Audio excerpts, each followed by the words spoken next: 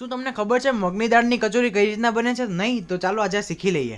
એક કટોરી મગની દાળને તમારે પલાળીને 2 કલાક માટે રાખી દેવાની છે. ત્યારબાદ 2 કલાક પછી મેંદાનો લોટ બાંધી લેવાનો છે. મેંદાના લોટની અંદર થોડુંક એવું મીઠું, આખું જીરું, તેલ અને પાણીથી નરમ લોટ બાંધી લેવાનો છે. એને 15 થી 20 મિનિટ માટે સાઈડમાં રાખી દેવાનો છે. મગની દાળને આપણે વઘાર કરવાનો છે મસાલાનો. જીરું, હિંગ અને થોડાક એવા લીમડાના પત્તા પણ એડ કરેલા છે. ત્યારબાદ થોડીક એવી દાળ, મીઠું, હળદર, ગરમ મસાલો અને ધાણા જીરું એડ કરી દીધું છે મસાલાની અંદર. ત્યારબાદ થોડુંક એવી ખાંડ અને ચણાનો લોટ નાખીને બધું મિક્સ કરી નાખવાનું છે.